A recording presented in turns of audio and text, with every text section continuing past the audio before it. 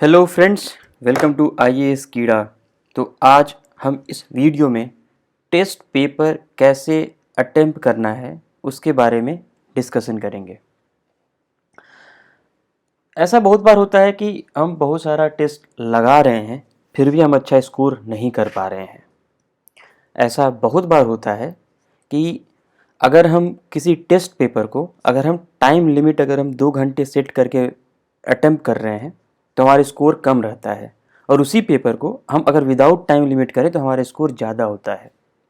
ऐसा इसलिए होता है क्योंकि हम बहुत ज़्यादा हमें घबराहट हो जाती है कि 2 घंटा टाइम है, 2 घंटा टाइम है, और हम एनेक्सियस हो जाते हैं, हमें एनजाइटी हो जाती है कि अब कैसे होगा कैसे होगा। उसके बाद ये भी रहता है कि प्री बस 2 घंटे का खेल है, अगर इसमें स्कोर किए तो मेंस लिखेंगे, अगर नहीं किए तो फिर दिक्कत हो जाएगी। तो ये सब जो सिचुएशन है, इससे निकलने के लिए और एक अच्छा स्कोर करने के लिए प्लस हम मैक्सिमम बेनिफिट उठा सकें टेस्ट पेपर का, उसके लिए ये वीडियो है। अगर आप बहुत अच्छे से टेस्ट पेपर अटेम्प्ट कर लेते हैं, आपको कोई परेशानी नहीं है, तो आप इस वीडियो को स्टॉप कर दीजिए। लेकिन मैं ये सजेस्ट करूँगा कि आप इस वीडियो को पूरा देखिए, थोड़ा सा आपको वैल्यू एडिशन हो जाएगा। जिनको एंजाइटी का प्रॉब्लम है, जिनको टाइम मैनेजमेंट का प्रॉब्लम है, और जिनको ये लगता है कि वो टेस्ट पेपर का अच्छा से यूटिलाइजेशन नहीं कर पा रहे हैं, उनके लिए ये वीडियो बहुत ज़्यादा इम्पॉर्टेंट है। चलिए स्टार्ट करते हैं। फर्स्ट मैं आपको ये बताना चाहूँगा कि your score in test series doesn't determine whether you will clear pre or not। अगर आपका स्कोर कम आ रहा है तो घबराने की ज़रूरत नहीं है। इसका बिल्कुल मतलब नहीं है कि आपसे प्री नहीं निकलेगा, क्योंकि उसका रीज़न है। जो कोचिंग का जो टेस्ट पेपर होता है वो काफ़ी डिफरेंट होता है यूपीएससी के प्रीलिम्स के पेपर से, ठीक है। और जब हम टेस्ट सीरीज़ दे रहे होते हैं कोचिंग का, तो हम होते हैं प्रिपरेशन फेज में, हमारा प्रिपरेशन कंप्लीट नहीं होता है। तो मैं ये सजेस्ट करूँगा कि जिनको एंजाइटी होती है, जिनको लगता है कि अरे मेरे से नहीं हो रहा है, 2 घंटा में कैसे होगा, मैं स्कोर नहीं कर पा रहा हूँ, तो वो अपने आप को थोड़ा सा शांत रखें और टेस्ट सीरीज़ को अपनी प्रिपरेशन का पार्ट बनाएं। प्रिपरेशन, ये आपका इवेल्युएशन नहीं है, ठीक है। अगर आप इसको यहाँ पर प्रिपरेशन का पार्ट बना लेते हैं तो यहाँ से आपका माइंडसेट शिफ्ट हो जाएगा और आप इसको एक पॉजिटिव वे में आप लेना शुरू कर दीजिएगा। होता क्या है कि बहुत सारे एस्पिरेंट जब उनका कम स्कोर आना स्टार्ट हो जाता है तो वो पेपर देना बंद कर देते हैं। तो उससे क्या होता है कि उनका जो ग्रोथ है वो रुक जाता है, वो फिर डाउन साइड में चले जाते हैं, और फिर टेंशन हो जाता है। लास्ट में जब फिर 1 महीना पहले प्रीलिम्स के वो इतना ज़्यादा परेशान हो जाते हैं कि बहुत लोग तो प्रीलिम्स का पेपर ही देने नहीं जाते हैं, ठीक है। तो ऐसा बिल्कुल नहीं करना है। सबसे पहले आप अपना माइंडसेट चेंज कीजिए और टेस्ट सीरीज़ को अपने प्रिपरेशन का एक पार्ट बनाइए। जैसे आप नोट्स रिवाइज करते हैं वैसे आप टेस्ट सीरीज़ दे रहे हैं, ठीक है। अब चलिए, ये तो हो गया टेस्ट प्रिपरेशन के माइंडसेट की बात। अब हम स्टार्ट करते हैं कि पेपर अटेम्प्ट कैसे करना है, ठीक है। तो सबसे पहले जब भी आपको टेस्ट पेपर मिलता है उसको आप जस्ट एक क्विक ओवरव्यू ले लें 2 से 3 मिनट में, और आप एनालाइज कर लें कि पेपर कैसा है, इजी है, मीडियम है या डिफ़िकल्ट है, ठीक है। अगर इजी है तो सबके लिए है, डिफ़िकल्ट है तो सबके लिए है।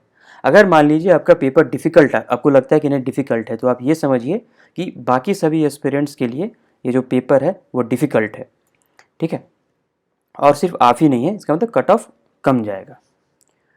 अगर इजी है तो सभी के लिए इजी है, कट ऑफ ज़्यादा जाएगा। तो पेपर का जो डिफ़िकल्टी लेवल है वो कैसा भी हो, आप उस पर इससे क्या होगा कि आपके सिलेक्शन प्रोसेस पर कुछ बहुत ज़्यादा इम्पैक्ट नहीं पड़ेगा, क्योंकि all are in same boat, उनके पास सेम ही पेपर है, ठीक है। तो अब देखिए, मैं जो स्ट्रेटजी बताने जा रहा हूँ उसमें क्या करिए कि आप जो टेस्ट पेपर का जो अटेम्प्ट का जो प्रोसीजर है उसको 3 हिस्सों में बांट दीजिए। इसको मैं साइक्लिकल अप्रोच बोलता हूँ, साइकिल 1, साइकिल 2 और साइकिल 3। साइकिल 1 में क्या होगा कि आप उन क्वेश्चन को अटेम्प्ट कीजिए जिसमें आप 100% श्योर हैं, ठीक है। तो जनरली ऐसा होता है कि आपको 20 से 25 क्वेश्चन तो ऐसे मिल ही जाएंगे पेपर में जो आप सर्टेनिटी से बोल सकते हैं कि नहीं इसका आंसर ये होगा। आप इसे जितना जल्दी हो सके अटेम्प्ट कर लें, ठीक है।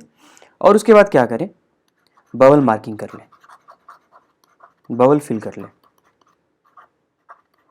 ठीक है। मैं यहाँ पर आपको ये वार्न करना चाहता हूँ कि बहुत सारे लोग क्या करते हैं कि ऑनलाइन टेस्ट देते हैं। तो ऑनलाइन जब आप टेस्ट देते हैं तो उसमें क्या होता है कि आपको बस क्लिक करना होता है, तो जो बबल फिलिंग का जो टाइम है वो उसमें आपका बच जाता है, ठीक है। तो मैं ये आपको सजेस्ट करूँगा कि इवन आप ऑनलाइन टेस्ट दे रहे हो, एक OMR शीट प्रिंट करा लें और उसको अपने पास रख लें और एक पेंसिल से उसको भरें। इससे क्या होगा कि जो बबल मार्किंग में जो दिक्कत होती है, बहुत बार ऐसा होता है कि हमें मारना होता है A, हम मार देते हैं B, ठीक है। तो इससे हमारा ना चाहते हुए भी हमें नेगेटिव मार्क्स मिलते हैं। तो इससे क्या होगा कि एक प्रैक्टिस होगा, आपका जो माइंडसेट है वो डेवलप करेगा और साथ साथ जो ऑनलाइन टेस्ट में जो टाइम फैक्टर का जो आपको एडवांटेज मिल जाता है OMR नहीं भरने की वजह से, वो आपको पता चल जाएगा। क्योंकि UPSC के फाइनल पेपर में तो आपको OMR ही फिल करना है, तो ऐसा कर लें। फिर हम आते हैं साइकिल 2 पर। साइकिल 2 में आप क्या कीजिए कि जो क्वेश्चंस जिसमें होता है, जनरली क्या होता है कि मान लीजिए कि 2 स्टेटमेंट का क्वेश्चन है, स्टेटमेंट 1 आता है, स्टेटमेंट 2 नहीं आता है, या फिर 3 स्टेटमेंट का है तो कोई एक स्टेटमेंट नहीं आता है, तो आप उस पर फोकस करें, उस पर थोड़ा सोचें कि क्या होना चाहिए, क्या नहीं होना चाहिए, थोड़ा रीजनिंग करें, ऑप्शन इलिमिनेट करें, ठीक है, चॉइसेस देखें, ABCD जो भी है उसको देखें। और कई बार क्या होता है कि क्वेश्चन समझ में नहीं आता है हमें, तो जब क्वेश्चन समझ में नहीं आता है तो आप उसका हिंदी, अगर आप हिंदी मीडियम से हैं तो इंग्लिश उसका ट्रांसलेशन देखें, अगर आप इंग्लिश मीडियम में हैं तो उसका आप हिंदी ट्रांसलेशन देखें, तो थोड़ी बहुत क्लैरिटी आपको मिल जाएगी। तो आप इस क्वेश्चन को आप टारगेट करें, इस पोर्शन को साइकिल 2 में, ये आपका मैक्सिमम टाइम लेने वाला है, ठीक है। इसमें जनरली क्या होता है कि मतलब अप्रॉक्सीमेटली 40 से 45 क्वेश्चंस आपके पास होंगे, ठीक है। आप इसको अटेम्प्ट करें। जब आपका 2 साइकिल कंप्लीट हो गया तो आपके पास मुझे क्या मतलब अगर मैं 2 घंटे का अगर मैं टाइम लूँ, ठीक है, तो इसमें लगेगा, मतलब मुझे लगता है कि पहले में 20 मिनट लगेगा, इसमें 1 घंटे लग सकते हैं, ठीक है। तो अभी भी ये आपके पास 40 मिनट होंगे, ठीक है। तो 40 मिनट के हिसाब से फिर आ जाइए आप साइकिल 3 पर।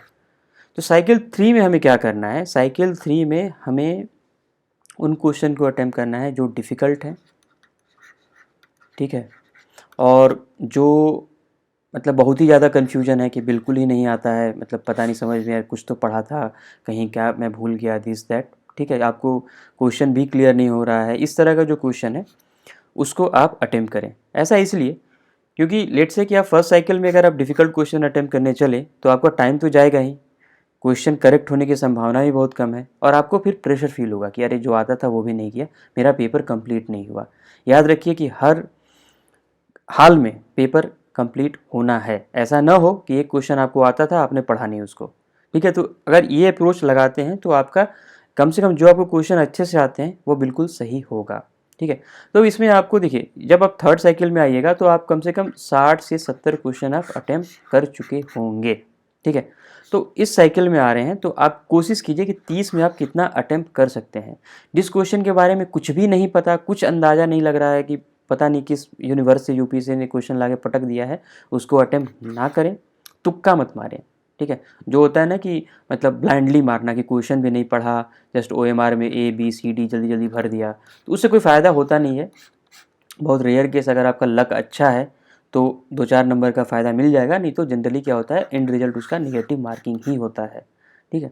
तो ये अप्रोच होना चाहिए आपके पेपर अटेम्प्ट करने का, ठीक है। तो 3 साइकिल में आप पेपर अटेम्प्ट कर लें, बीच बीच में OMR भरते रहें, चेक करते रहें, ठीक है, मिलाते रहें कि हाँ, जब आप OMR भरते हैं, ठीक है, तो आप मन में बोलिए, जैसे कि 20 का, मान लीजिए क्वेश्चन नंबर 20 का आपने लगाया है ऑप्शन C, तो बोलिए कि 20 का C, ठीक है, 21 का B, ऐसा बोलते रहिए ताकि क्या हो कि यहाँ पर ना गलत होने की संभावना बहुत कम हो जाए। नहीं तो ऐसा होता है कि जैसे मान लिया कि 20 अटैम्प्ट किया, 21 अटैम्प्ट नहीं किया, 22 अटैम्प्ट किया, तो जब आप बबल फिल कर रहे होते हैं तो 20 का तो बबल मार्क किया, 21 तो किया नहीं, 22 का जो आंसर है वो 21 के बबल में आपने इंसर्कल कर दिया, तो उससे होगा क्या, 21 तो जाएगा ही, 22 भी जाएगा।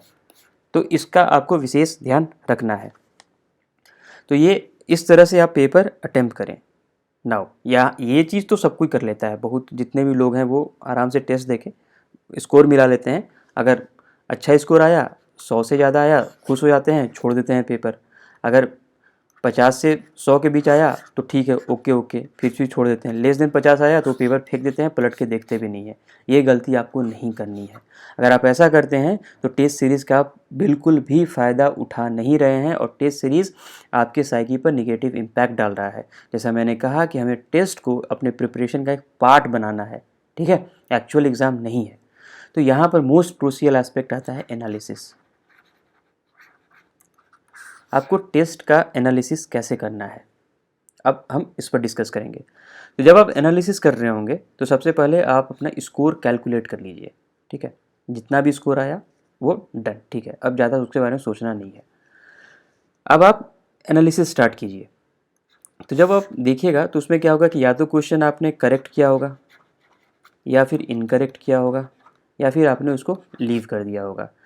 करेक्ट किया है तो उसका सोल्यूशन पढ़िए और देखिए कि जो आपने सोचा है क्या सोल्यूशन उसी की ओर इंडिकेट कर रहा है। अगर हाँ तो बिल्कुल सही, आपका कॉन्फिडेंस बढ़ेगा।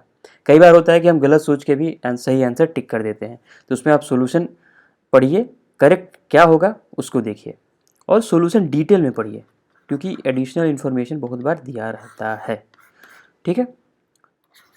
तो इस हिसाब से क्या होगा कि आप उस क्वेश्चन को पूरी तरह से वो जो क्वेश्चन है, जो पूरा कंसेप्ट जो वो उसमें इन्वॉल्व हो रहा है, आपको पूरी तरह से क्लियर हो जाएगा, ठीक है।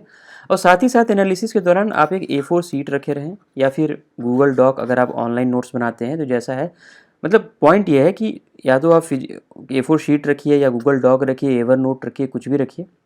आप अगर कुछ एडिशनल पॉइंट मिलता है जो आपके नोट्स में नहीं है, जो आपके स्टैंडर्ड बुक्स में नहीं है, उसको आप लिख लीजिए, ठीक है। इससे क्या होगा कि आपको बाद में रिवीजन करने में आसानी होगी, ठीक है। तो ये हो गया करेक्ट का। जो इनकरेक्ट हुआ है, तो इनकरेक्ट क्यों हुआ होगा, उसके पीछे कुछ 3-4 रीज़न है। या तो फिर नहीं आता था, तुक्का मार दिया, ब्लाइंड खेल दिया, या तो सिली मिस्टेक हो गया, ठीक है। जैसे इलेक्शन कमिश्नर को गवर्नमेंट अपॉइंट करती है, ठीक है, पार्लियामेंट नहीं, आपने पार्लियामेंट मार दिया, ठीक है। या तो फिर बबल मार्किंग में गलती हो गई, बी लगाना था आपने लगा दिया सी, ठीक है। या फिर आता था पर भूल गया, ठीक है, यहीं पर कन्फ्यूज़न हो गया। तो ये सब 3-4 ऑब्वियस से रीज़न है इनकरेक्ट होने के, ठीक है। तो उसका सोल्यूशन पढ़िए, आपको रिकॉल हो जाएगा। तो जब ये जो रिकॉल का प्रोसेस है ना, इसमें क्या होता है कि वो जो चीज़ हम भूल जाते हैं वो काफ़ी लंबे समय तक हमारे दिमाग में रहती है। तो टेस्ट सीरीज़ का यही फ़ायदा है। अगर आप टेस्ट में गलत करते हैं तो जो चीज़ गलत करते हैं वो आपके दिमाग में छप सी जाती है, ठीक है। तो ये चीज़ हो गया। अगेन अगर कोई नया इन्फॉर्मेशन मिलता है, कुछ यूनिक चीज़ मिलता है, तो आप अपने नोट्स में ऐड कर लें। जो क्वेश्चन आपने छोड़ दिया है, आप सोचिए कि क्यों छोड़ा, या तो आपके पास टाइम नहीं था, ठीक है, या तो फिर आप मतलब आपको बिल्कुल ही नहीं आता था, तो आप उसका सॉल्यूशन देखें, अपने नोट्स में ऐड कर लें, ठीक है। तो इस एनालिसिस में जनरली 2 to 3 आवर्स लगेंगे, आप शिद्दत से दीजिए, ठीक है। इससे क्या होगा कि आप टेस्ट का पूरा फ़ायदा उठा सकते हैं। इट मीन्स कि आपको एक टेस्ट पर कम से कम 4 घंटे तो देने ही है, 4 से 5 देना है, ठीक है। लेकिन ये इस पर भी डिपेंड करता है कि आप कैसा टेस्ट सीरीज़ अटेम्प्ट कर रहे हैं, ठीक है। तो अब आप एक जगह नोट्स आप ज़रूर बनाइए। क्यों? इससे क्या होगा कि आप जब लेट से कि फाइनल जब 1 महीना पहले, जब प्रीलिम्स के पहले आपको कुछ रिवीजन करना होगा, तो आप A4 शीट उठाइए या गूगल डॉक में जो नोट्स लिखा है उसको बस आप पढ़ लीजिए, तो आपका पूरा का पूरा टेस्ट रिवाइज हो जाएगा। ये काफ़ी क्रूशियल है, काफ़ी इंपॉर्टेंट है, इस बात का ज़रूर ध्यान रखें। नाउ अब एक क्वेश्चन हमने ट्विटर स्पेस किया था, उसमें भी ये काफ़ी लोगों ने बताया था कि मैं जब टाइम लिमिट में पेपर देता हूँ तो मेरे स्कोर कम हो जाते हैं, जब टाइम लिमिट हटा देता हूँ तो ज़्यादा हो जाते हैं। ठीक है, तो इसको कैसे सॉल्व किया जाए? बेसिकली ये एंजाइटी होती है, आपको इसको फेस करना होगा, आप फेस कीजिए। क्यों? क्योंकि जब आप टेस्ट सीरीज़ में फेस करिएगा तभी आप यूपीएससी प्री में घबराइएगा नहीं, आप अपने स्ट्रेंथ पर खेलिएगा। ठीक है, तो वो जो बोला जाता है ना कि the more you sweat in practice the less you bleed in war. तो बेसिकली यही स्ट्रैटेजी है, एंजाइटी को आने दीजिए, आप उससे स्ट्रगल कीजिए। ठीक है, तो बिगनिंग में आप क्या हम स्ट्रैटेजी अपना सकते हैं? आप ऐसा करिए कि 2 आवर का टाइमर लगाइए, आप टेस्ट अटेम्प्ट कीजिए। ठीक है, मान लिया कि आपने 60 क्वेश्चंस अटेम्प्ट किए 2 घंटे में। ठीक है, हो गया। फिर क्या कीजिए, टाइमर स्टॉप कर दीजिए, बंद नहीं करना है, आपको फिर से ये पेपर अटेम्प्ट करना है। ठीक है, अब आपके पास टाइम लिमिट नहीं है, फिर से अटेम्प्ट कीजिए। ठीक है, तो इसमें मान लिया कि आपने 80 क्वेश्चन अटेम्प्ट किए। ठीक है, ये स्कोर कैलकुलेट कीजिए, ये स्कोर कैलकुलेट कीजिए। मान लिया कि यहाँ पर आप ला रहे हैं 80 और यहाँ पर ला रहे हैं 100। तो आप अगर एंजाइटी को कंट्रोल कर लीजिएगा तो आपके 20 मार्क्स बढ़ जाएंगे। हमें इसी पर फोकस करना है। जब आपको पता चलेगा कि एंजाइटी हमें मतलब हमारे परफॉर्मेंस को ड्रैग कर रही है तो आपका दिमाग ऑटोमेटिकली शांत होगा और आप हायर स्कोर की तरफ बढ़ेंगे। ठीक है, स्पेशली जो फर्स्ट टाइम दे रहे हैं यूपीएससी, तो उनमें काफ़ी ज़्यादा वो परेशान रहते हैं, कैसे करें, क्या ना करें, क्या करें।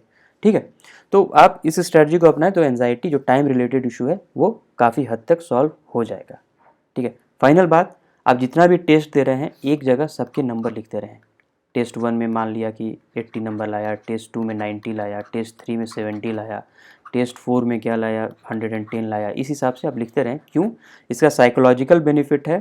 ठीक है, आपका कर्व कुछ इस तरह से जाएगा। ठीक है, इस तरह से जाएगा। ठीक है, मतलब ये तो नहीं बढ़ेगा ही बढ़ेगा। तो ये आप जब आप रिफ्लेक्ट कीजिएगा कि पिछले 10 टेस्ट में मेरा परफॉर्मेंस कैसा है, तो इससे आपको पता चलेगा कि आप कहाँ पर आप लैग कर रहे हैं, आपका कोर स्ट्रेंथ क्या है। ठीक है, तो जैसे अब आप पिछले अगर 5-6 टेस्ट अगर आप फुल टेस्ट दे लीजिएगा तो आपको पता चल जाएगा कि जैसे पॉलिटी मेरा स्ट्रांग है। ठीक है, एंशिएंट मेरा थोड़ा वीक है, आर्ट एंड कल्चर में और मेहनत करना है, मॉडर्न हिस्ट्री मेरा काफ़ी अच्छा है। तो आपको स्ट्रेंथ और वीकनेस आपको पता चलेगा, उस हिसाब से आप रिवीजन कीजिए। ठीक है, तो इस हिसाब से आप अपना परफॉर्मेंस इन्हांस कर सकते हैं और इस हिसाब से आप टेस्ट सीरीज़ का मैक्सिमम फ़ायदा उठा सकते हैं। तो इस वीडियो में इतना ही। Thanks for watching this video. अगर आपको कोई भी क्वेरी है तो हमें आप मेल कर सकते हैं। हमारा जो मेल आईडी है वो है keeda4ias@gmail.com। ठीक है, हमारे ट्विटर और टेलीग्राम चैनल से भी आप जुड़ सकते हैं। इसका लिंक मैंने डिस्क्रिप्शन बॉक्स में डाल दिया है। ठीक है, ट्विटर पर आप डीएम कर लीजिए, टेलीग्राम के का जो डिस्कशन ग्रुप है उसमें आप अपनी क्वेरी को पोस्ट कर सकते हैं। So prepare for this prelims with all your passion, all your strength, right? And there is no need to fear prelims. Prelims is just another exam, and I hope that all of you would have enjoyed this video. So thanks for watching this video. Have a nice day. Goodbye.